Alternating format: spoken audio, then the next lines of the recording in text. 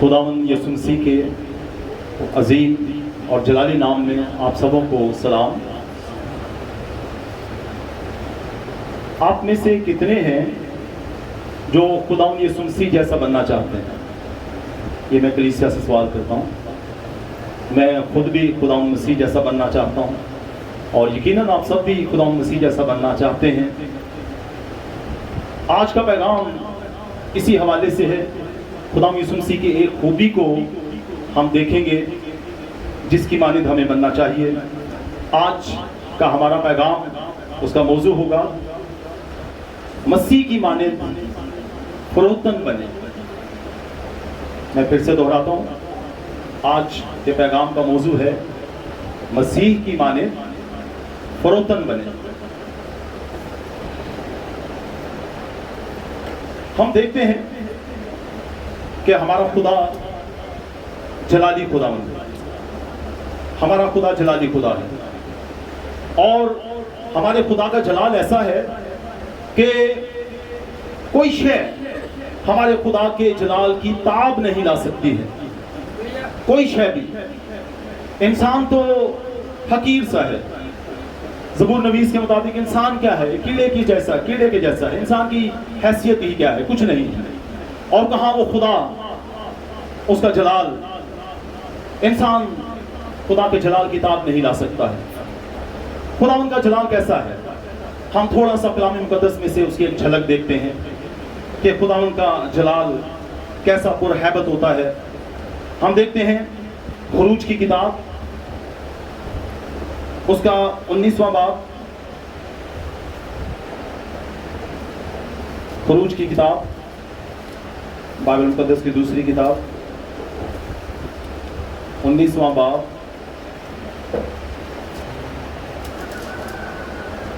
اور اس کی آیت نمبر 16 سے 18 تک ہم دیکھیں گے۔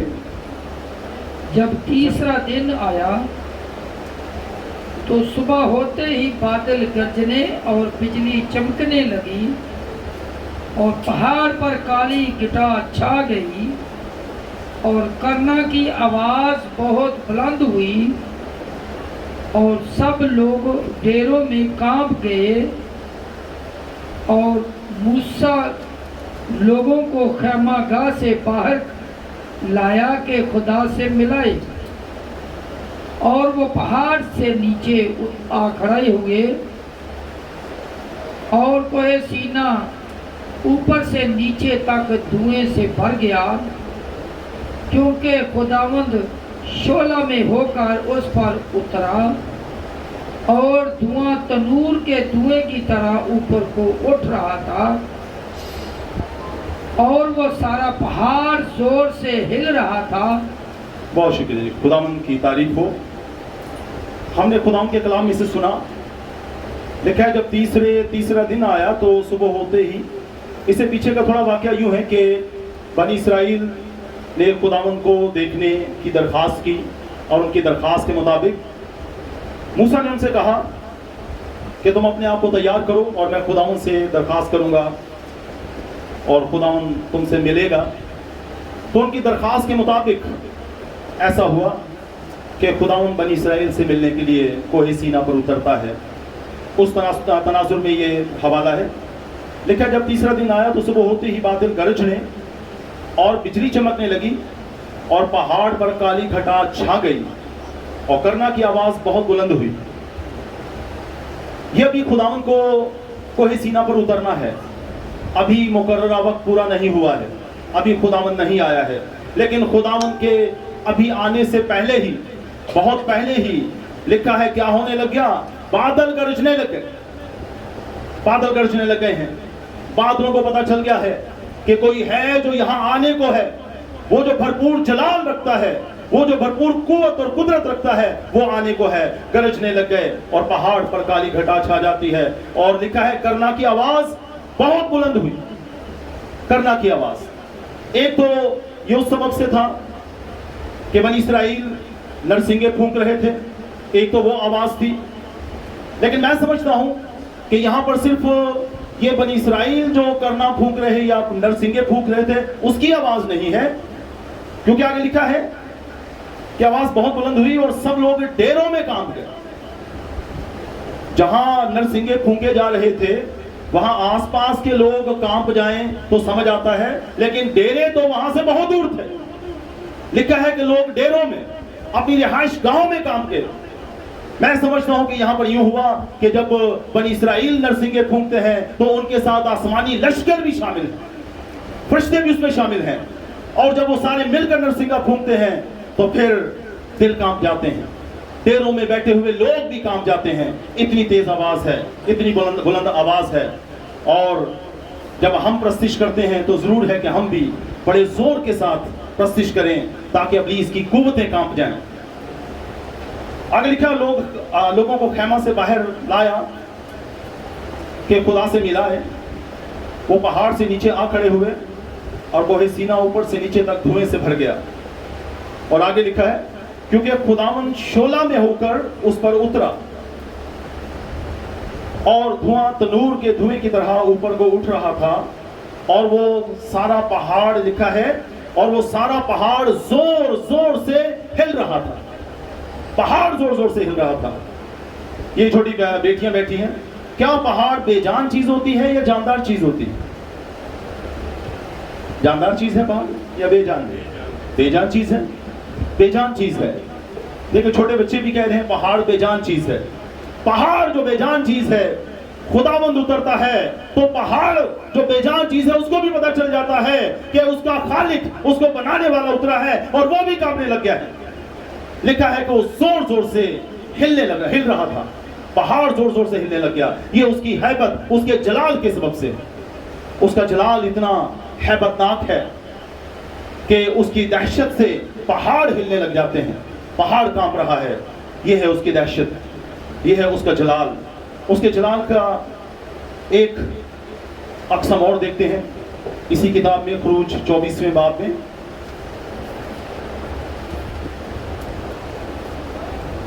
چوبیسویں باب کی اگر ہم آیت نمبر 15 سے دیکھیں.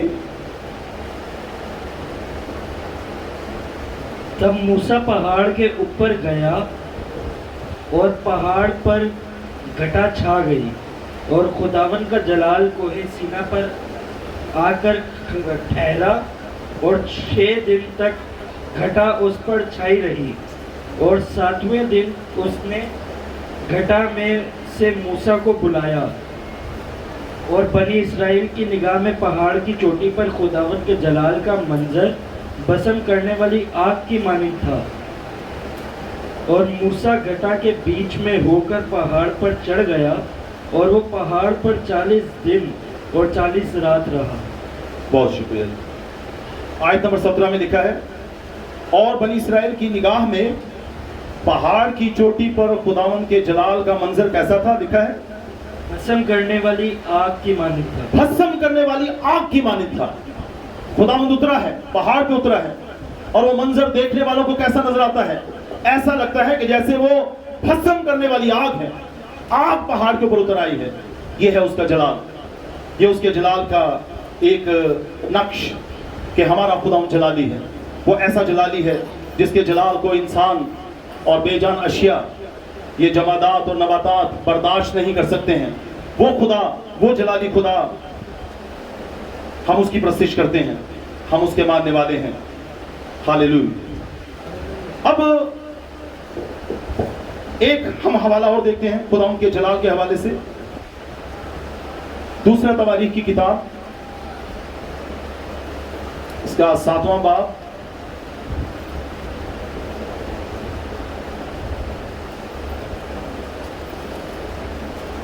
اور اس کی پہلی آیت سے ہم دیکھتے ہیں. دوسرا تواریخ. اور جب سلیمان دعا کر چکا تو آسمان پر سے آگ اتری اور سوکھنی قربانی اور ذبیحوں کو بسم کر دیا, اور مسکن خداوند کے جلال سے معمور ہو گیا, اور کاہن خداوند کے گھر میں داخل نہ ہو سکے, اس لیے کہ خداوند کا گھر خداوند کے جلال سے معمور تھا. ہاللیلویا, آمین, شکریہ. دیکھیں, اور جب وہ سلیمان دعا کر چکا تو آگ, آسمان پر سے آگ اتری. خداوند کا بندہ, خداوند کا نبی دعا کرتا ہے اور آسمان سے آگ اترتی ہے، اور لکھا ہے اور ذبیحوں کو بھسم کر دیا، اور مسکن خداوند کے جلال سے معمور ہو گیا، مسکن خدا کے جلال سے معمور ہو جاتا ہے۔ اور آگے لکھا ہے اور کاہن خدا کے گھر میں داخل نہ ہو سکے۔ ایسا جلال ہے، کوئی عام انسان تو عام انسان ہے، خدا کے بندے جو خدا کی حضوری میں رہتے ہیں، جو اس کے سامنے جھکے رہتے ہیں، لکھا ہے کہ اس کا جلال ایسا ہے، اس کا گھر جب اس کے جلال سے معمور ہو گیا تو لکھا ہے کہ کاہن اس کے گھر میں داخل نہ ہو سکے، کاہن داخل نہیں ہو سکے۔ ایسا جلال ہے، برداشت سے باہر ہے، کاہن پاسبان اس کے جلال کو برداشت نہیں کر پائے ہیں، ایسا جلال رکھتا ہے ہمارا خدا۔ اب ایک بات کہ خدا کا جلال کہاں ہے، خدا کا جلال ہوتا کس جگہ پر ہے، خدا کے جلال کا مقام کہاں پر ہے، اس بات کو ہم دیکھتے ہیں۔ زبور نمبر 29 اور اس کی 4 آیت میں ہم دیکھیں گے کہ جلال دراصل ہے کہاں، اس کا مقام کہاں پر ہے، جلال کہاں رہتا ہے۔ ہاللیلویا۔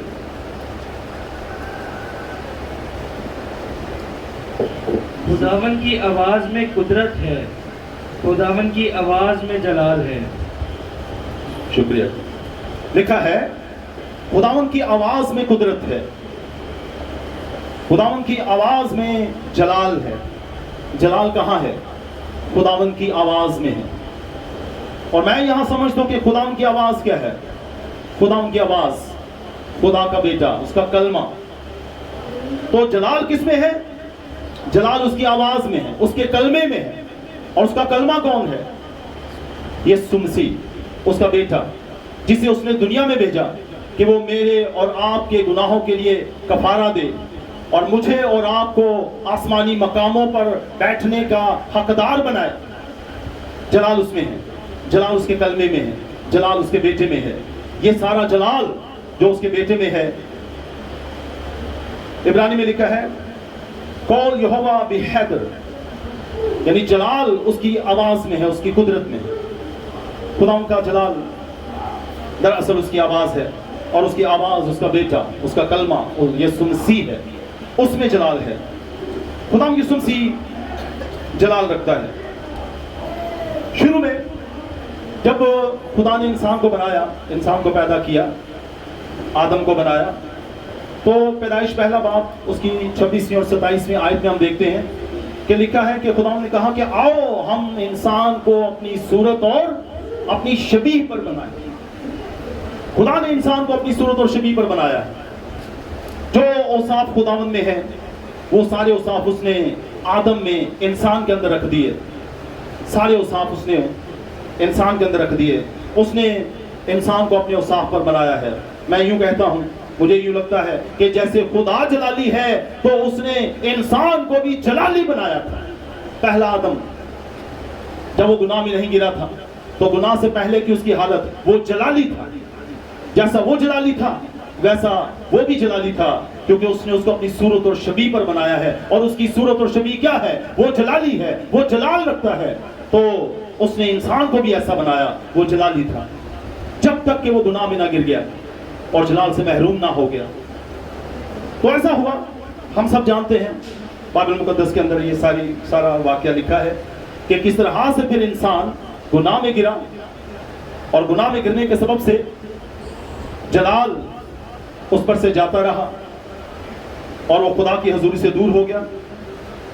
لیکن خداوند نے اس بات کو بڑا محسوس کیا کہ جسے اس نے اپنی صورت اور شبیہ پر بنایا ہے، کسی نے اس کی صورت اور شبیہ کو بگاڑ دیا ہے۔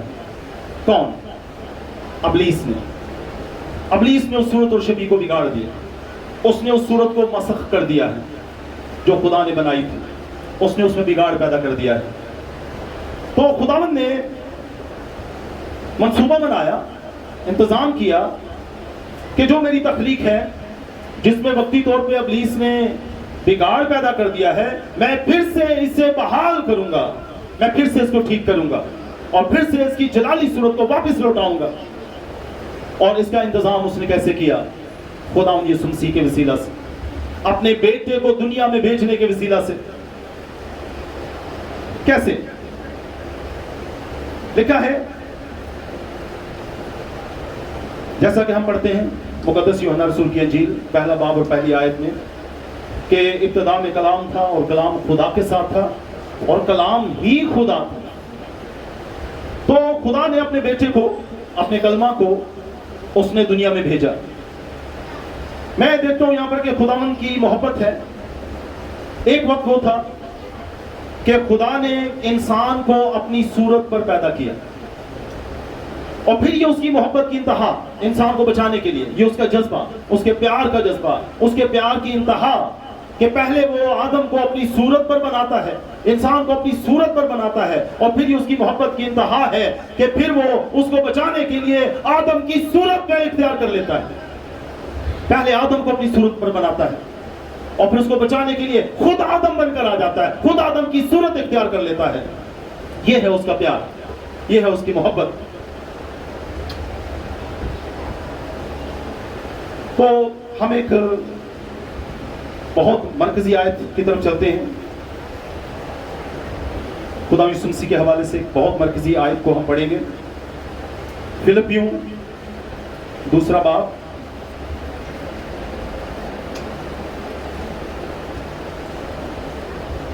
خدا یسوع مسیح جب انسان بنے، اس کا بیٹا یسوع جب وہ انسان بنا تو اس نے کیا کیا؟ فلپیوں دوسرا باب اس کی 7ویں اور 8ویں آیت ہم بلکہ اپنے آپ کو خالی کر دیا اور خادم کی صورت اختیار کی اور انسانوں کے مشابہ ہو گیا. ہاللیلویا. اگر تھوڑا سا اوپر سے پڑھ دوں 6 آیت سے لکھا ہے، اس نے اگرچہ خدا کی صورت پر تھا، خدا کے برابر ہونے کو قبضہ میں رکھنے کی چیز نہ سمجھا. کیا لکھا ہے؟ بلکہ اپنے آپ کو خالی کر دیا اور خادم کی صورت اختیار کی اور انسانوں کے مشابہ ہو گیا. خدا کی صورت ہے، خدا کا بیٹا ہے، خدا ہے، لیکن اپنے آپ کو خالی کر دیتا ہے. اپنے آپ کو خالی کر دینے سے کیا مراد ہے؟ یہ 19ویں صدی کے وسط میں ایک جرمن عالم نے اس کی ایک تفسیر کرنے کی کوشش کی کہ خداوند نے اپنے آپ کو خالی کر دیا تو اس کا کیا مطلب ہے. اس کے نزدیک یہ تھا کہ مسیح نے اپنے آپ کو ہمدانی، ہماجائی اور قدرت سے خالی کر دیا. ہمدانی سے مراد یہ کہ وہ جو سب کچھ جاننے کی قدرت رکھتا ہے، جو سارے حالات کو جاننے کی قدرت رکھتا ہے، ساری واقفیت رکھتا ہے. ہماجائی سے مراد اس کا ہر جگہ پر موجود ہونا، اور قدرت تو آپ سمجھتے ہیں. تو اس نے کہا کہ اس نے اپنے آپ کو ہمدانی سے، ہماجائی سے اور قدرت سے خالی کر دیا. لیکن یہ خیال کچھ ٹھیک محسوس نہیں ہوتا، کیونکہ خدا یسوع مسیح نے اپنے آپ کو الوہیت سے خالی نہیں کیا. بلکہ اگر ہم پڑھیں کلسیوں کے خط میں دوسرا باب اور 9ویں آیت میں، تو کلسیوں کے خط میں دوسرے باب کی 9ویں آیت میں لکھا ہے کیونکہ الوہیت کی ساری معموری اسی میں مجسم ہو کر سکونت کرتی ہے. ہاللیلویا. لکھا ہے کیونکہ الوہیت کی ساری معموری اسی میں مجسم ہو کر سکونت کرتی ہے. کس میں؟ اس کے بیٹے میں، یسوع مسیح میں. ساری الوہیت کی ساری خوبیاں بدرجہ اتم اس کے اندر موجود ہیں. کوئی شے بھی کم نہیں ہے. وہ ہر طرح کے حالات کو جانتا ہے، وہ ہر جگہ موجود ہے، وہ ساری قدرت کا مالک ہے.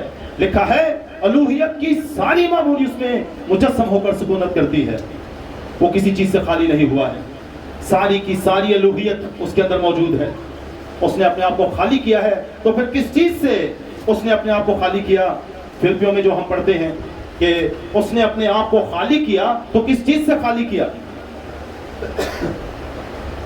اگر ہم تھوڑا اوپر جائیں، فلپیوں کے خط دوسرا باب اور اس کی 6 تا 8ویں آیت ہم نے پہلے پڑھی. اگر ہم 3ری آیت میں پڑھیں تو اس کا جواب اسی میں موجود ہے. لکھا ہے تفرقے اور بے جا فخر کے باعث کچھ نہ کرو، بلکہ فروتنی سے ایک دوسرے کو اپنے سے بہتر سمجھو. तो ईमानदारों के लिए कहा गया है कि वो क्या करें, फरोतनी से एक दूसरे को अपने से बेहतर समझे। यहाँ फरोतनी की बात हो रही है। ऊपर वाली आयात में जो मौजू चल रहा है वो क्या चल रहा है, फरोतन होने का, अपने आप को फरोतन करने का, अपने आप को छोटा बनाने का, अपने आप को हलीम बनाने का, मुनकसिर बनाने का, ऊपर ये जिक्र हो रहा है। और उसी तनाजुर में आगे लिखा है कि उसने अपने आप को, बल्कि उसने अपने आप को खाली कर दिया। तो किससे खाली कर दिया है उसने आप को? उसने अपने आप को उस बड़ाई से खाली कर दिया है जो खुदा होने के बाइस वो रखता था।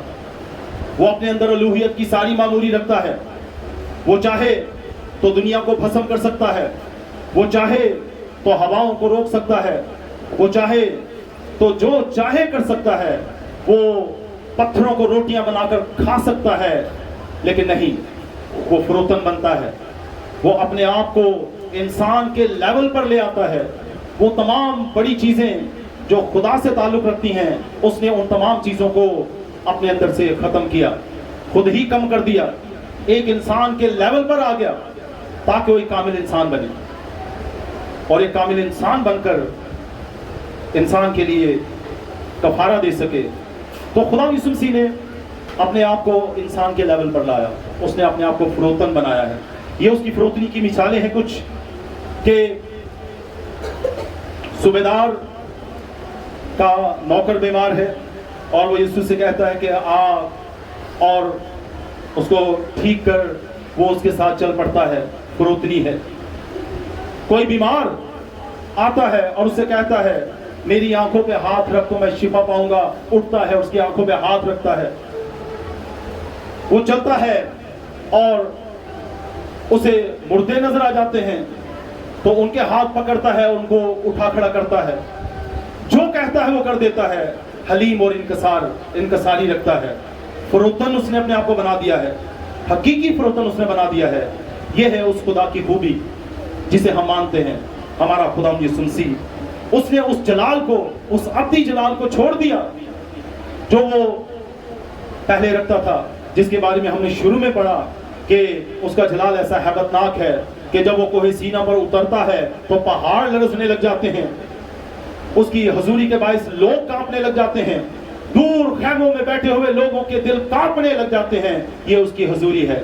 और फरिश्तगान की ये मजाल नहीं है कि वो उसको आंख उठा के देख सकें, वो हमेशा अपनी आंखों को अपने परों से ढांपे रहते हैं। उनकी मजाल नहीं है कि उस पुरजलाल खुदा को देख सकें, लेकिन वही खुदा मेरे और आपके लिए फरोतन बनता है, अपने आप को खाली करता है और हमारे लेवल पर आ जाता है ताकि मुझे और आपको बचा ले। और उसी की इस फरोतनी की वजह से आज ये फजल पूरी दुनिया पर, मुझ पर और आप सब पर और पूरी दुनिया पर ये फजल हुआ है कि हम आज बचाए गए हैं। हम उसके कफारा पर, उसके लहू पर ईमान लाते हैं और बच जाते हैं। हालेलुया। खुदावंद हमें अपने जैसा फरोतन बनने का बड़ा फजल बख्शे। आमीन। शुक्र।